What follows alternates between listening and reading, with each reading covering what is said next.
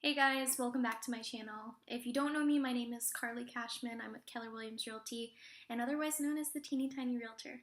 It could help that I'm, like 4'10", but besides that, I just want to welcome you back to my second video. If you haven't checked my first video, check out the link below, but just to begin this one, I wanted to give you an idea of what it's like to get into real estate. It can be an interesting process, or it can be a boring process, but for me, it was certainly interesting. I don't think there's one way to do it that is correct, but I'm going to fill you in on my journey and what I suggest, and you can pick and choose from that. So just to begin with my first step, because I'm going to break it down into 10 steps, is save, save, save. When you're going into real estate, just as any other job, especially a commission-based one, it's so important to embrace the fact that you're going to have a slow start. And you may have a great black book and know a lot of people and have previous sales experience in a different profession, and that will help you along your journey. But when you're going into real estate, there's education that's coming with it. There's maybe even failures at the beginning of your process, and you have to be prepared to continue to pay your bills while doing that. And I know a lot of people try and keep a job and do it on the side, but that is an option, but for me, I knew I wanted this to be my career, so I jumped in face first. And from my experience, I had saved about 3 to 4 months of my monthly bills and a little bit extra, and I was like, I'll do the schooling and I'll get it all done, and then I'll go and sell houses and everything will be perfect. Well, I might have jinxed myself because when I went into the schooling, it took a little bit longer than I expected, and I'll get into that. And as time went on, that first deal fell through, that second deal fell through for reasons not my own. I mean, financing fell through. That's not my fault. Or this person didn't give me all the information I needed. That's not my fault either. But you're still going to have to pay your bills. So save before you do it. I would suggest, if you're a one-income household, at least maybe 6 to 8 months of your monthly budget, and then a little cushion for emergencies, because they always come up. And I think that would be a comfortable place to start. And if you have a second income and it covers everything or balances it enough, maybe 6 months. But if you have kids, you need to have that cushion and make sure that you're going to be secure in this process. Because once you get involved in real estate and you get established, things are going to be a lot more comfortable. But so many people, I don't have a percentage, but so many people, when they begin real estate, don't save, basically jump back into their previous profession, or even get like a serving job or something like that just to make ends meet, and then they get so caught up in not doing real estate that they don't even go back to it, and they wasted their money on all of the education and all of the licensing, and for what? So my advice is, if you're going to get into it, ensure that you have a good cushion financially, and the rest will just come with practice. So that's step one. Step two is you have to go to school. This is a profession that you want to actually know your stuff, and when it comes down to it, there's a few classes that you're going to have to take, and I know what you're thinking. I've already done that, been there, done that. I was in school forever. Maybe you even went to college as well. The plus sides of this is, say you didn't go to college, as long as you have a GED or a diploma, then you're qualified when it comes to schooling. And make sure that you're at least 18. Now, something that you're going to anticipate is that you have to find a school that, some people do it online. My personal suggestion, based on my learning style, is I had to do it in person. And based on the information at hand, if you're great at reading and memorizing on your own, by all means, you can try it online. I would have never survived doing it online. And I think that there's so much information to take on that I highly suggest, if given the opportunity, take the class in person and dive into it. It's a 63-hour course, and every single minute of those 63 hours is stuffed with information. There's a lot more than you would have anticipated, but if you can completely like focus and do flashcards, outline, read out loud, make charts, do everything, and study, because step 3 is going to be taking your EOC, or end of course exam, for your prelim course. So you have to pass that with a 70 or higher. Now, if you don't pass it the first time, you do get a second chance. You have to wait 30 days from the day that you failed the test, and it gives you the opportunity to study, get a little bit more information, really retain more, and then you can take it again. If you do not pass the second time, you cannot do real estate for 1 year. I know that's crazy, but once you have waited that time frame, now in the 30 days, they do give you the opportunity, instead of studying on your own, which is what I did, you can actually take the class again and kind of like try and dive into it a little bit more. But what I did was I was like, I'm so close. I want to try and do this again with my own information, because I didn't pass the first time. And I'd say I'm like an average test taker. I get super nervous, but guys, it's a lot of info, and it's trick questions in a sense. And if you're not a fan of math, which I am math's least favorite fan, then just know that it's 10% of the test. So if you need to make a 70 and you get every math question wrong, you better know your other stuff. Study it, study it, study it. You don't get formulas for the test for the math equations. Most of them are kind of basic, but it's memorizing all the different ways to do things. So you need to get a 70 out of 100 on that. So when you do pass, something else that you're going to do in between, I did it before I took the state exam, is you're going to get your background check and you're going to get your fingerprints done. So that's a lot of legal stuff that you got to take care of, but it is something that's pretty inexpensive and it's a simple process. But the reason I say to do that before the state exam is sometimes it's pending and it takes a while, and you need that to be done before you can even be issued your license. So say you do go and take the state exam and pass it, well, you need to wait before you can do anything to get your fingerprints and background check back. So do that in the process of taking your EOC, maybe even in that course, depending on how long it is for you, and then you can also move on to take your state exam.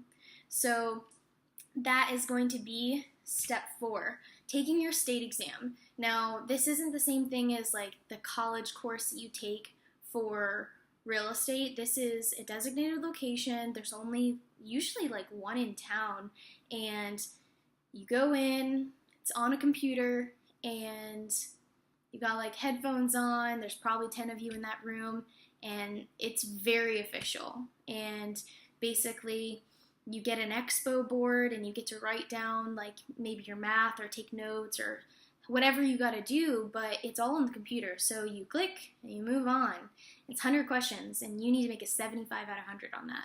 Now, what to anticipate is you may not pass it the first time. I took it twice, but I have a friend on my team that took it 5 times, and he's brilliant. It's just a matter of it's a little challenging. In my personal opinion, I thought the EOC was harder, but it could have been that there was more pressure on it. With the EOC, like I said, you get one opportunity, you have to wait 30 days, and then you take it one other time, and it's a make or break situation. With the state exam, you could take it 150 times. I think that aspect of it may have made it feel more simple for me, but it's a lot of pressure because, you're paying for it every time you do it. It's not crazy expensive, but things add up if you take it 8 times. So what I would suggest is take it the first time, give it your all, and see where you stand. If you pass, you don't get to know what you passed by. So you could have made a 75 or you could have made a 98. You won't know. Now, if you're under 75, you do know. So my first time I took it for the state exam, I got a 69. And I was like, all I had to do was answer 6 questions. The cool thing about it is you can go to the facility that you took your test and ask for a study guide. I did not know that until I failed the first time, and they failed, and I reached out to one of my old colleagues, and I was just like, I was so close. And he goes, just do the study. What is that? And basically, you get to go back into the facility. They're not going to explain it to you. You're not going to break it down. So don't think that you're going to be coddled there. You're going to go back in and they will show you the questions you got wrong and show what you put and what the right answer is. Now, these questions will not be repeated when you retake your exam. It will be a separate exam. But if you know that this law isn't in reference to this, it is in reference to this, when it's moved around for that question, you'll know how to answer it right. Now, you don't get to take notes and bring it with you. You go in, you study. I believe it's limited to 2 to 3 hours, but if you miss 6 questions, then you know what to do. So once you have that information, then you can go back and you can schedule an exam. You can't do it the same day because they're going to be like, hey, you memorized it, so let's move on. You can schedule it the next day and retake your exam. Now, like I said, once you pass, hooray, it is an amazing feeling because you're like, yes, this long process is done, and now I have my license. But you're not quite done yet. So after that, step 5 is meet, interview, and sign with a brokerage. So once again, this is something that, like the fingerprinting, can be kind of tied in while you're about to take your state exam. You can be interviewing with all these people because the reality of the situation is it's a partnership. You're not looking to be particularly hired. You're looking to find someone that is going to embrace you and make your business flourish. Because the reality of the situation is you're not an employee anymore. You're looking to see who's going to have the ratios for what you're looking for, who's going to help you advertise yourself, who's going to work with you in a way that's going to make your business go to the next level. So take that time to see what's going to work for you and see if you're working as a single agent is going to be better, or say working for a team is going to be better. Personally, I am absolutely in love with where I am. I am part of the Coylin-Becton Florida group, so they're one of the most profitable teams in the state, and I think that there's a really good reason for that. They have amazing trainings, they have an amazing team dynamic where if I have a question, which I had a lot of questions in the beginning, I can get an answer in a few minutes, and there's something to be said about that because in this profession, you want to look like you know everything, and you don't, and you never will know everything. So when you have a team backing you, and you're with your client, and you're like, hey, send them a text message, and you get a response back, and then you can respond and look like a professional with your client, there's nothing better than that.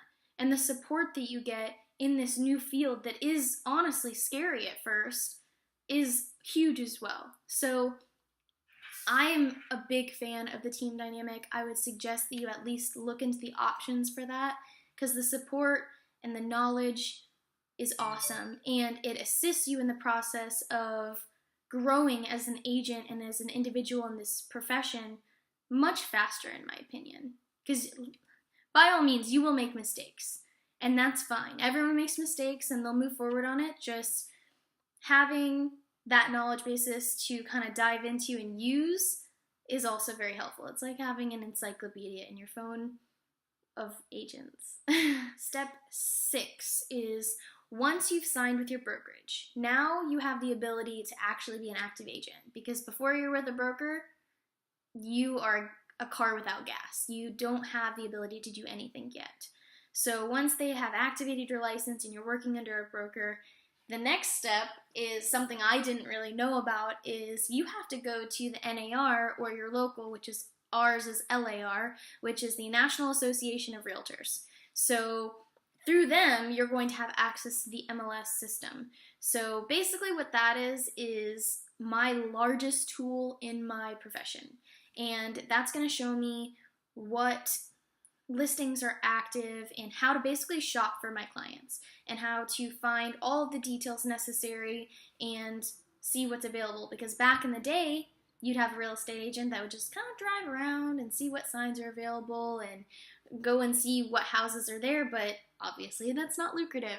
So this system is going to be the biggest aspect of that, and FYI, it costs a little bit. So you are making an investment in yourself, and that is something you need to genuinely remember, because when it comes to this being a career, that doesn't hurt as bad. But when this is a hobby for someone, yeah, this is an expensive hobby. And in my personal opinion, I don't think you're going to be as successful at this unless you are really focusing on it as a profession. Now, if this is a hobby, sure, you may make a little bit extra on the side, but it requires a lot of focus to be successful in this. And it requires a lot of focus to be an agent that not only is going to make the process easy for someone else, but worthy of referrals of their family and friends. Because there's a difference in scratching by and getting to the close and it being a seamless process where I took the weight off of you and now you get a house or a new project building and it doesn't cause you to have gray hair, because that's my goal, is to make this easy on you. Now, you also are going to get something I call locally, it's an e-key. So in this day and age, they're trying to transfer everything to be a little bit more electronic. So you'll still have manual lock boxes, but basically with my phone, I have the ability to unlock a door, and it's all based on Bluetooth. It's so cool, and I love it because even with my listings, everything's time-stamped. It makes the clients feel a lot more comfortable and me feel more comfortable having that at the home because I feel like it's a lot more safe. And there's our registration fees of getting into real estate as well. I would say to dedicate a good, to be honest with you, $2,000 to $2,500 towards this process. This is not something you pay $50 and you become a real estate agent. And in my opinion, I don't think it should be. There's a lot of pressure that comes with having this responsibility, and I don't think just anyone should have it. It is a dedicated job, and I think that it should have leaps and bounds to get to it. And that means that it's going to weed out the people that aren't going to make this a good process for you. Once you have all of that paid for, now you're active, now you have everything that you require to be an agent to start up, but surprise, step 7 is more classes. You're going to start the process of getting a little bit more education, and reasonably, because you don't know anything. Now you have the licensing requirements, but you don't have any head knowledge on how to do the job. So that's when you're going to start shadowing. You're going to start training classes, learn how to write a contract, learn how to show a house and what the proper things are to say and how to communicate with people, how to take phone calls when it comes to trying to get someone to come out and meet with you. There's a lot that you need to learn to actually do the job successfully. Now you know how to do it legally, and now it's time to learn how to do it professionally and successfully. So that's what comes with the training and all of that. I highly suggest shadowing. I did not shadow as much as I should have in the beginning, so I probably ran into more issues than I would have if I had a little bit more head knowledge from watching someone else do it. But take that with a grain of salt, because I do appreciate my process with, I didn't want to replicate anyone else's style. And I can say, based on that, I certainly have my own style when it comes to real estate. I have my own way of showing. I have my own way of organizing people's information and giving it to them. I have my own way of writing contracts and finessing situations, and I appreciate that about myself. Now, I don't have any issues with people pulling like different ideas from people and kind of forming it to their own thing, because that works too. But I will say that a little of both probably works best. So step 8, what you've been waiting for, is get out there. Now you've shadowed, now you have all of your licensing done, and you're official. So the best way to do it is to just get out there and start.